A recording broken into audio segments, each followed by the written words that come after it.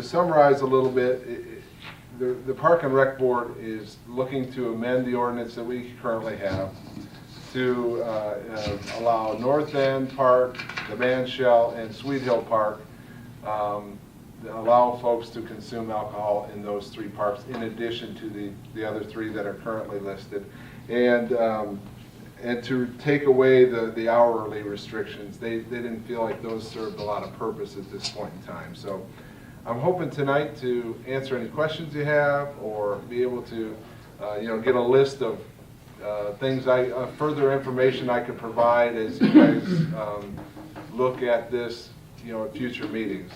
So that's the first recommendation, and be happy to answer any questions. I believe our rules of procedure prohibit the mayor from making a motion or moving a resolution. But for that, I'd move that alcohol be permitted at some commission meetings. Oh, I second that. In fact, I might start that this evening, Mr. Gifford. I didn't see that as part of the recommendation. We could entertain that at the Park and Rec Board if you'd like. I'm not sure City Hall is considered a park. Well, it can be entertaining. Yeah, entertainment is our strong suit. There you go. You have this, there's another staff study session topic that deals with smoking, and we're going to take that up in a moment.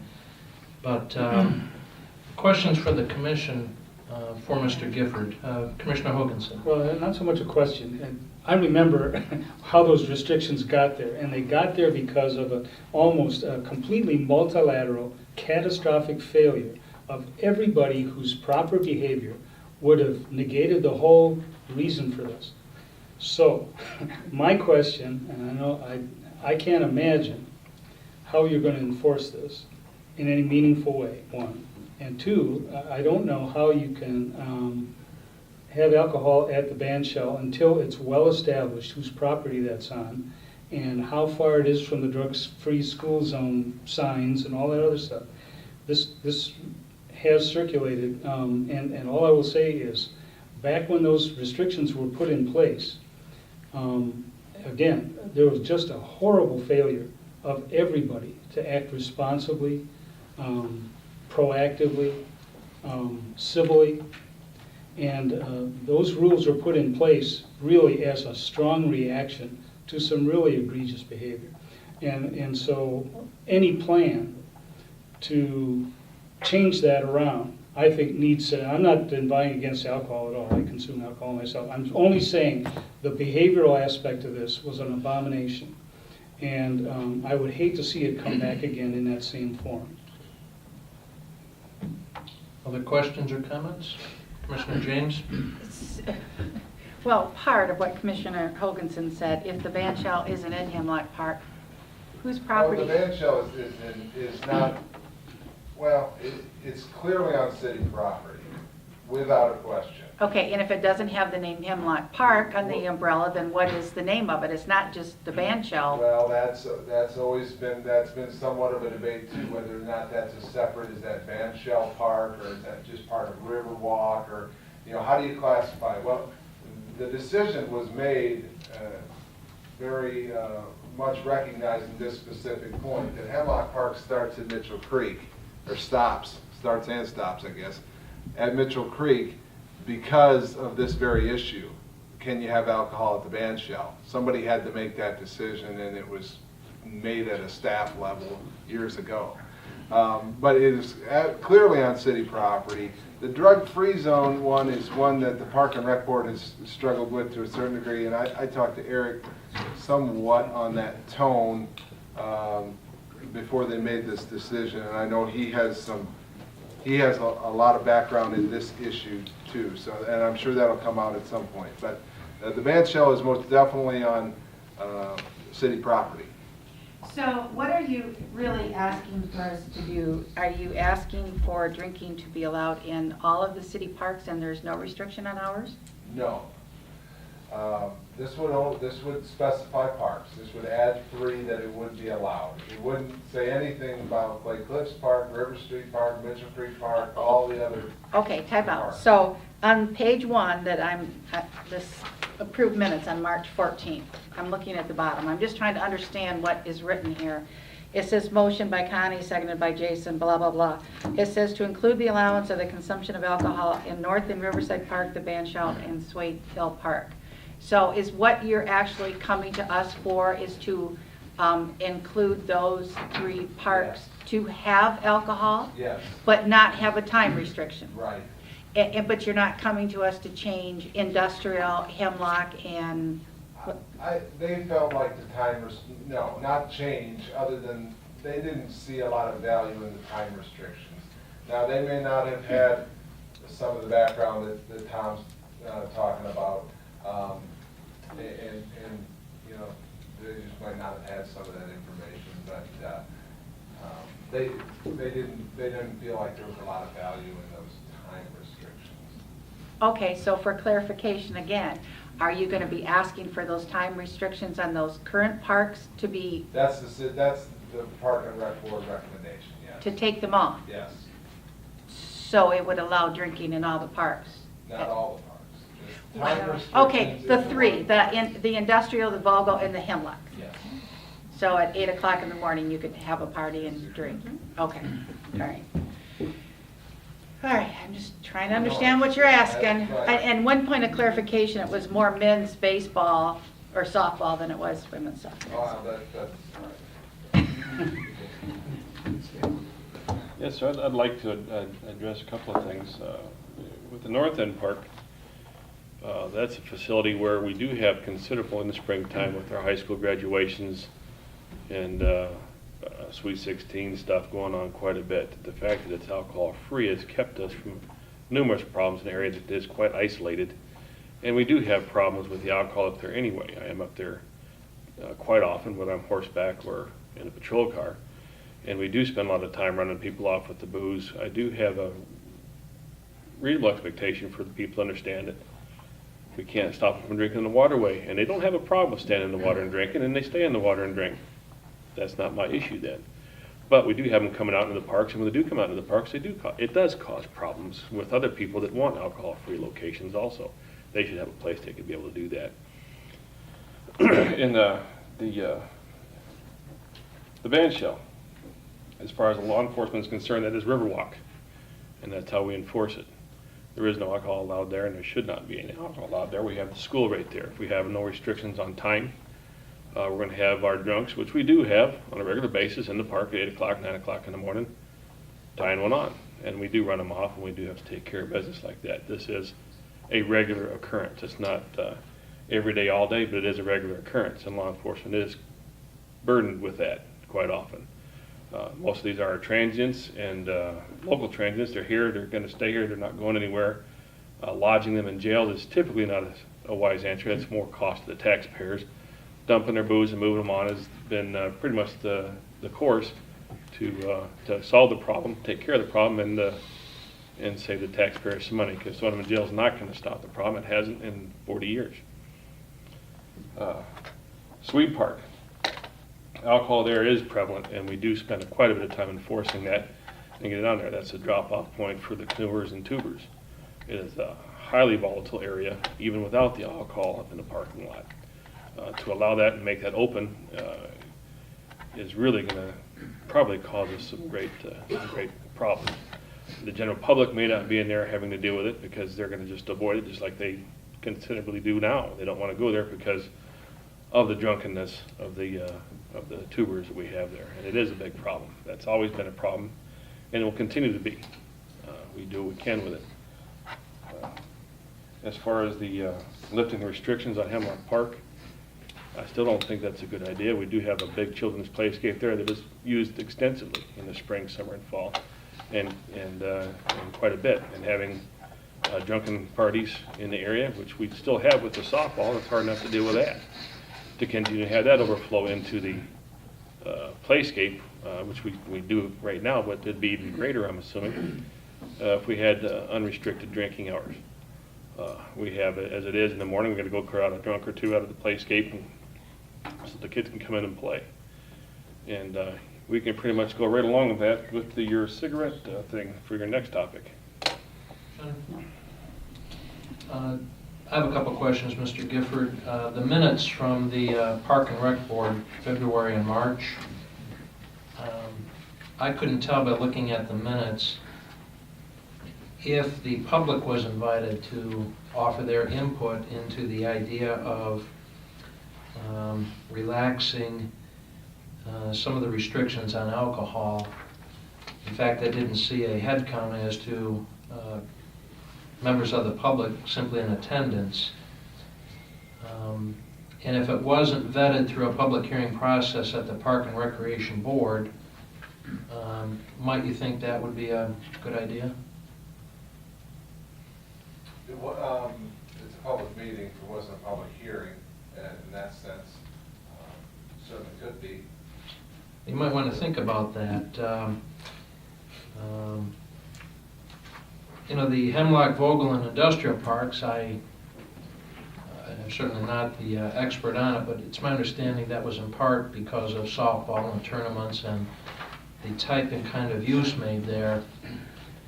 And you know, it's not that I have anything against the idea of consuming alcohol by people who are of age to do so, and I certainly encourage efforts by the Park and Rec Department and other departments throughout the city to find ways to enhance and improve and increase use, so there's no fault in any of that. But North End Park, a little bit off the beaten path. The band shell is in the backyard of a middle school. I read nothing that would prohibit the use while school is in session or not. And Sweet Hill Park, in close proximity to the canoe livery, could be a bit problematic. And, you know, maybe it doesn't belong everywhere. Maybe there should be some places where people can go and know that it's just not prohibited. And if they don't like it there, then go somewhere that it is. And to remove the time constraints, even at those where it is permitted, I don't know that I follow the public safety idea behind that. It escapes me, to be honest with you. So I certainly would think that if the commission was asked to amend ordinances to allow for alcohol use, we would allow the public to have input on it. Unless other commissioners feel differently, I don't think you're there yet with it with the Park and Rec Board. If the Park and Rec Board elects to conduct public hearings to get a feel for how the public would respond, just as the city commission would do, then maybe it wants to invite, for example, representatives from the middle school to participate, residents of the area around Sweet Hill Park and the band shell, as well as North End Riverside Park, and consult with members of public safety like Sergeant Little and perhaps our own Director of Public Safety to get their input on it. But unless the consensus is to see this as an action item, I don't think you're at the point of seeking commission action on it. Do any of the commissioners feel differently? May want to continue with the efforts then, and take some of the comments and suggestions back to the Park and Rec Board and revisit that. Again, not a fault to look at ways to increase use. We need to encourage that, but maybe this one needs some more thought. Okay? All right, smoking in the playgrounds, Mr. Smoking in the playgrounds. Smoking in the boys' room. Mr. Gifford. I will give Heather Miller, who's here with us today, the credit for this next one. She passed on to us information about having parks be tobacco-free places. Something that has been going on across the country, as I understand it. And in the Park and Rec Board took this up as an issue to discuss and to look into further. And A few things I just wanted to share with you, give you some more information as to why it's a good idea to consider having the playgrounds smoke-free. I personally, on a personal note, would like to see the playgrounds and the parks smoke-free, but one small step is a step in the right direction. We know that tobacco is a leading cause of preventable deaths in the U.S., and there is no safe level of exposure to secondhand smoke. Secondhand smoke leads to many serious illnesses, including asthma and respiratory infections, and also cardiovascular disease. When children see adults using tobacco in family-friendly places, such as our playgrounds, they see the behavior as acceptable and are more likely to mimic that behavior, that monkey see, monkey do. A critical component in addressing youth tobacco is to create an environment in which tobacco is not considered the norm in adult society. Currently, it's not normal to smoke in the workplace or on airplanes or in restaurants. Why not our playgrounds? Parks are about clean air, natural beauty, and engaging in healthy activities. Smoking is not one of them. Cigarette butts are the #1 source of litter in the world, with an estimated 7 trillion littered annually. They are not biodegradable. They're made from plastic fibers and take many, many years to break down. I'm sure the butts that are there right now are butts from years ago that we've seen every summer. Cleaning up our cigarette butts is costly to our taxpayers. In Mecosta County, 74% of adults do not smoke. Every year in Michigan, over 1,700 non-smokers die as a result of exposure to secondhand smoke. And in Michigan, 16,000 kids under the age of 18 become daily smokers each year. Nearly 90% of the adult smokers began before the age of 18, again mimicking the adult behaviors acceptable. And it's just basically a common sense to protect our children where they play and where they socialize. Now, on a personal note, if I may, I love our parks. I visit them often. I visit Playscape often.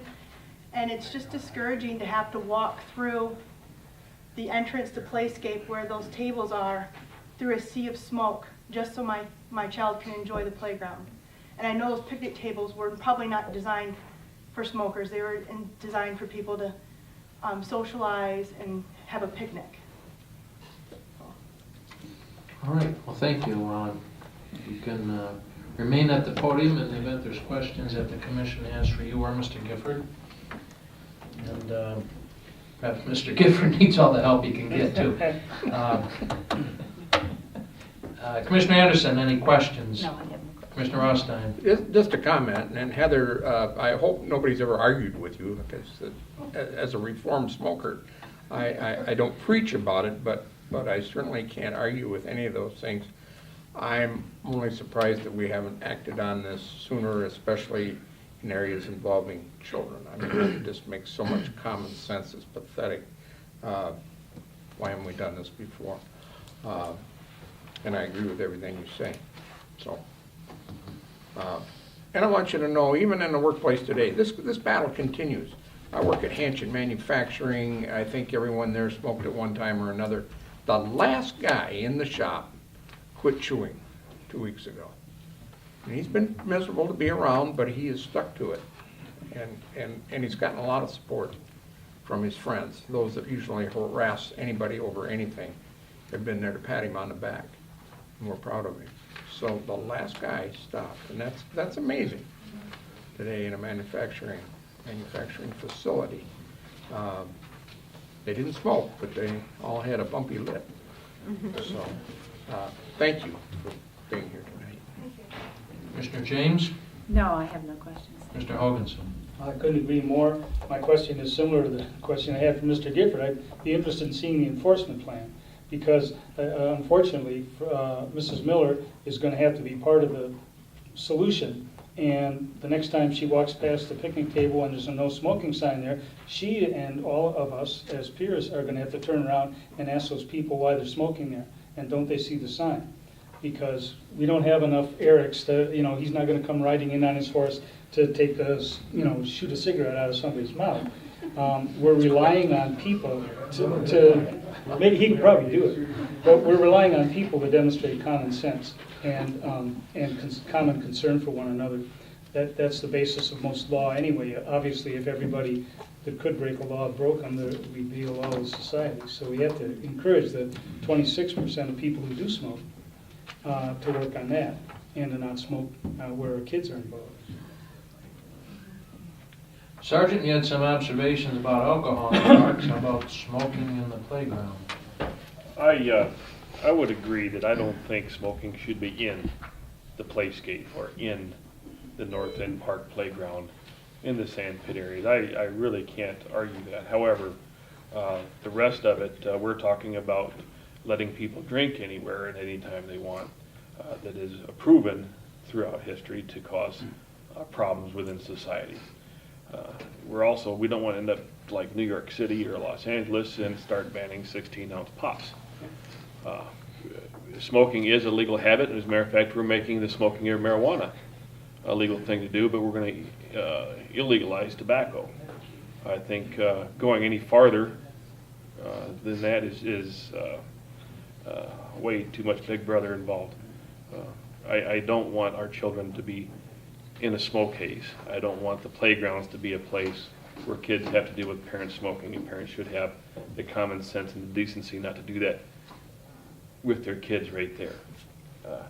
But to take that one small step, and hopefully we get into the parks and then into the rest of the community.